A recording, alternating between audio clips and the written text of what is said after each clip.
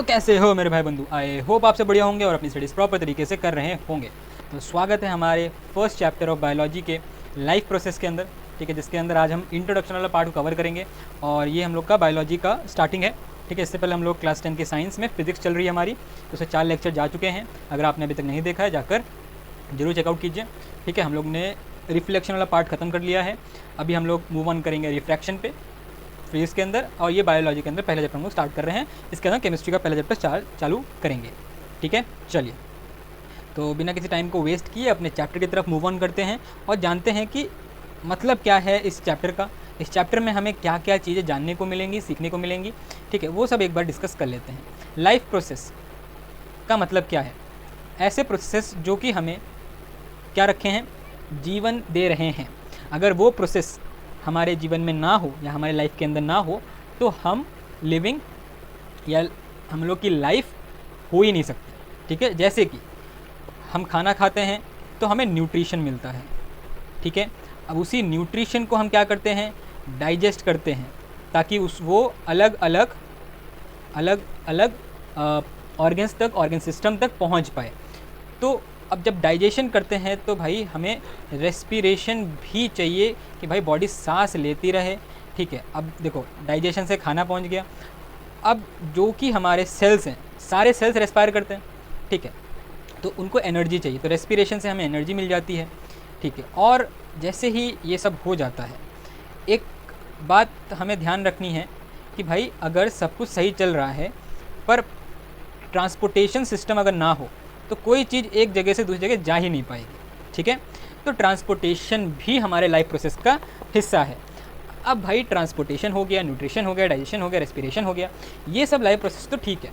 अब इन सब life process जब चल रहे हैं तो इस दौरान कुछ वेस्ट मटेरियल हमारे बॉडी में बनता है, जिसको हमें एक्सक्रीट आउट करना ज़रूरी है, जिसको हम लोग देखेंगे एक्सक्रीशन के अंदर।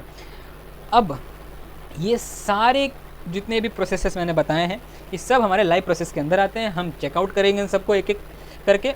आज के इस लेक्चर के अंदर हम बेसिक पहले दो जो पेजेस हैं अपनी एनसीईआरटी के, हम उसको रीड आउट करेंगे, समझेंगे, जानेंगे, ठीक है। और पूरे चैप्टर के अंदर ये सारे पार्ट डिवाइडेड हैं और सब हम लोग दोनों के लिए पढ़ेंगे। एनिमल्स के लिए भी हम लोग पढ़ेंगे और प्लांट्स के लिए भी हम ये सारी बातें जानेंगे कि एनिमल में कैसे ट्रांसपोर्टेशन, वो लोग कैसे अपना खाना बनाते हैं, ठीक है। और प्लांट्स में भी हम लोग जानेंगे, ठीक है। तो ये सब हम लोग देखने वाले हैं चैप्टर के अंदर। आइए चालू करते हैं इंट्रोडक्शन वाले पार्ट से। How do we tell the difference, क्या बोला है, कैसे हम डिफरेंस पता लगा सकते हैं between what is alive and what is not alive. मतलब अगर हमें एक जीवित और अजीवित चीज़ में डिफरेंस पता लगाना हो कि भाई वो चीज़ जिंदा है या फिर मुर्दा, क्या डिफरेंस है, ठीक है। If we see a dog running और a cow chewing a curd और man shouting loud on the street, we know that these are living beings. हम जानते हैं कि ये सब लिविंग बींग्स का एक साइन है, या फिर हमें पता लग जाता है कि भाई हाँ जिंदा है। वॉट इफ़ द डॉग और द काउ और द मैन वर अस्लीप, मतलब अगर वो लोग सो रहे हो तो हम कैसे पता लगाए कि भाई वो जिंदा हैं। देखो बहुत सिंपल क्वेश्चन है, देखो सबको आंसर पता ही है, चेक कर लेंगे ना कि भाई अगर वो सांस ले रहा है, उसके पल्सेस चल रहे हैं तो भाई जीवित है, हमें पता है। We should still think that they were alive, but how do we know that, हमें पता कैसे है कि वो जिंदा है। We see them breathing and we know that they are alive. मैंने जो भाई वही बोला कि भाई सांस चल रही है तो हाँ जीवित हैं। वॉट अबाउट प्लांट, प्लांट के बारे में आप क्या बोलोगे? प्लांट तो मूव नहीं करता ना, प्लांट आप प्लांट का पता भी नहीं लगा सकते कि भाई वो सांस ले रहा है कि नहीं ले रहा है, ठीक है। तो आपको कैसे पता, या आप कैसे पता लगा सकते हो कि प्लांट भी अलाइव है, प्लांट भी जीवित है? We see them green, some of us will say, कुछ लोग बोलेंगे कि भाई वो तो हरे भरे होते हैं तो हमें पता लग जाता है कि भाई वो क्या है, जीवित हैं। But what about plants that have leaves of colours other than green, मतलब अगर मान लो ठीक है आपने क्राइटेरिया एक दे दिया कि भाई ग्रीन कलर है अगर प्लांट तो जीवित है, अगर भाई कोई पत्ता येलो हो, ऑरेंज हो, ग्रीन हो, तब आप कैसे पता लगाओगे कि प्लांट अलाइव है या अलाइव नहीं है? They grow over time so we know that they are alive, some will say, मतलब मान लो अगर कलर आपने बोल दिया, कलर चेंज है, तो आप कैसे पता लगा रहे हो कि भाई वो ग्रो कर रहा है, पौधा था पेड़ बन गया तो ग्रो कर रहा है, इट मीन्स वो अलाइव है। In other words we tend to think of some sort of movement either growth related or not has common evidence for being alive. हम एक ऐसा एविडेंस ढूंढते हैं जहाँ पे हमें कुछ मूवमेंट सॉर्ट ऑफ हमें दिखे, ठीक है, क्या वो ग्रो होता हुआ हमें दिख रहा है, वो भी एक टाइप का मूवमेंट हो सकता है, ठीक है, या फिर चलने फिरने वाला भी मूवमेंट एक तरीके से हमें ये पता लगा सकता है, बता सकता है कि भाई वो चीज़ जीवित है या निर्जीव है, ठीक है। चलो, but a plant that is not visibly growing is still alive. अब देखो, प्लांट की ग्रोथ हमें एज यूजुअली नहीं दिखती है लाइक इन ह्यूमंस, ठीक है, बट हमें इतना पता है कि हाँ वो अलाइव है। And some animals can breathe without visible movement, मतलब बिना मूवमेंट किए भी हमें एनिमल से पता लग जाता है कि वो ब्रीथ कर रहा है। हम लोग स्ट्रेट खड़े हैं, एकदम शांति से खड़े हैं, तब पर भी हम ब्रीथ कर रहे हैं, तो विदाउट मूवमेंट हम ब्रीथ कर सकते हैं। वैसे ही प्लांट्स भी बिना हिले डुले भी ब्रीथ करती है, रेस्पायर करती है, हमें बस वो विजिबल नहीं होता है। So using a visible movement has a defining characteristic, life is not enough. मतलब अगर आप विजिबल मूवमेंट को ही एक डिफाइनिंग कैरेक्टर ले लोगे तो वो इनफ नहीं है लाइफ को एक्सप्लेन करने के लिए। Movement over very small scale will be invisible to the naked eye. Movement of molecules for example is the visible molecular movement necessary for life. अब देखो यहाँ पे अगर हम बात करें, थोड़े स्मॉल स्केल में चले जाते हैं जो हमें अपनी आंखों से ऐसे मूवमेंट नहीं दिखते, लाइक मूवमेंट्स ऑफ मॉलिक्यूल्स हमारे बॉडी के अंदर काम कर रहे हैं, ठीक है, जो कि हमारे लाइफ के लिए नेसेसरी है। If we ask a question to a professional biologist, they will say yes, in fact viruses do not show any molecular movement in them until they infect some cell। तो वही बात है ना, यहाँ पे अगर हम प्रोफेशनल बायोलॉजिस्ट से बोलेंगे वो हाँ ही बोलेगा, क्योंकि अगर हम इनविजिबल मॉलिकुलर मूवमेंट को नेसेसिटी दे दे कि वो लाइफ के लिए नेसेसरी है, तो बायोलॉजिस्ट हाँ बोलेगा, क्योंकि उसको पता है कि कैसे मॉलिकुलर रिएक्ट करते हैं हमारी बॉडी के अंदर और कैसे वो अपना काम कर रहे हैं, ठीक है। तो यहाँ पे एग्जांपल हमें बताया गया है कि वायरस तब तक एक मॉलिकुलर मूवमेंट शो नहीं करता जब तक वो किसी सेल को इन्फेक्ट ना कर दे, and that is a partially why there is controversy about whether they are truly alive और नॉट। तब ये कंट्रोवर्सी छाई रहती है कि भाई कुछ लोग मानते हैं कि वायरस एक जीवित चीज़ है, कुछ लोग मानते हैं कि नहीं वो नॉन लिविंग है, ठीक है। तो ये सारी चीज़ें हैं। तो हमें इस पैराग्राफ से क्या सीखने को मिला? दो चीज़ें हमें ये जानने को मिली कि सारी invisible, not all invisible growth या movement is necessary for life, not all, ठीक है, not all molecular movement, not all molecular movement is necessary for life, necessary for life, ठीक है।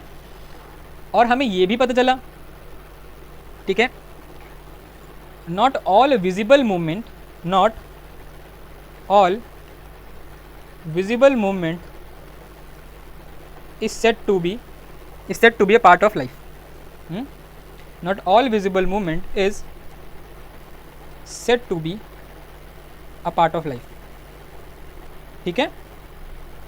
तो ये दो बातें हमें यहाँ से पता लग जाती है, ठीक है। जितनी भी विजिबल मूवमेंट है वो एक पार्ट ऑफ लाइफ ना बोलो यहाँ पर, हाँ,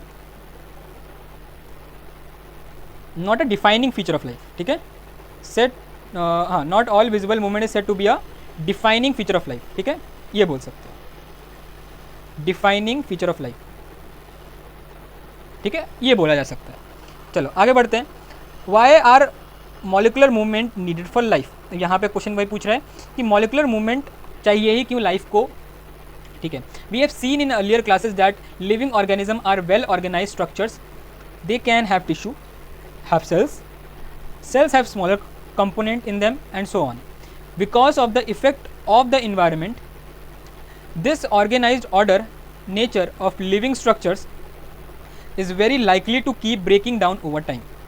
अब क्या होता है कि भाई ये जानो कि हम जो ऑर्गेनिज्म हैं, हम जो लिविंग ऑर्गेनिज्म हैं, हमारे पास वेल ऑर्गेनाइज स्ट्रक्चर्स होते हैं, ठीक है, जिसके अंदर टिश्यू सेल्स पाए जाते हैं, ठीक है। Because of the effects of the environment, this organized order of nature of living structures is very likely to keep breaking down over time. अब यहाँ पे कुछ चीज़ें ऑर्गेनाइज होती हैं हमारे बॉडी के अंदर जिनका टूटना भी ज़रूरी है। If order breaks down the organism will no longer alive. अब एक सिस्टमैटिक वे में सारा अरेंज होता है लिविंग स्ट्रक्चर के अंदर कि ये चीज़ पहले होगी, उसके बाद ये चीज़ होगी, एक ऑर्डर में सारी चीज़ चलती है। बट अगर वो ऑर्डर ही ब्रेक हो जाए तो यहाँ पर अलाइव नहीं बचेगा वो organism. So living creature must keep repairing and maintaining the structures, तो हमें सारे स्ट्रक्चर को मेंटेन करते हुए, रिपेयर करते हुए चलना होता है। Since all the structures are made up of molecules, they must move molecules around all the time. अब इसीलिए इन स्ट्रक्चर्स को मेंटेन रिपेयर करने के लिए इन मॉलिक्यूल का रिएक्ट करना, इन मॉलिक्यूल का मूव करना हर समय ज़रूरी होता है, नहीं तो वो ऑर्गेनिज्म अलाइव नहीं होगा। What are the maintenance processes in living organism, let explores. ठीक है, अब ये सारे जो मेंटेनेंस हम लोग एक्सप्लोर करेंगे आगे वाले पार्ट के अंदर, जो कि हम नेक्स्ट लेक्चर के अंदर कवर करेंगे। ये लेक्चर बेसिकली हमें इंट्रोडक्शन देने वाला था। ठीक है, आगे हम सारे लाइफ प्रोसेस की एक समरी को देखेंगे, फिर हम डिटेल एनालिसिस पे चलेंगे, सारे के सारे लाइफ प्रोसेस को हम लोग एक्सप्लोर करेंगे। लाइक न्यूट्रिशन एक्सप्लोर करेंगे, फिर आपका रेस्पिरेशन, फिर डाइजेशन, फिर ट्रांसपोर्टेशन, फिर एक्सक्रीशन। तो ऐसे हम लोग एक एक करके सारे टॉपिक्स को हम लेक्चर बाय लेक्चर कवर कर लेंगे। ठीक है, आई होप आज का लेक्चर आपको समझ आया होगा। ठीक है, थोड़ा सा फीलिंग डेवलप हुआ होगा लाइफ प्रोसेस को लेकर। ठीक है, बहुत ही बेसिक चैप्टर है, ज़्यादा दिमाग लगाने वाला चैप्टर है नहीं। ठीक है, सारी बातें आपको सुनते जाना है, नोट करते जाना है, सारी चीज़ आपको क्लियर हो जाएगा। मिलते हैं आपको नेक्स्ट लेक्चर में, तब तक के लिए बाय।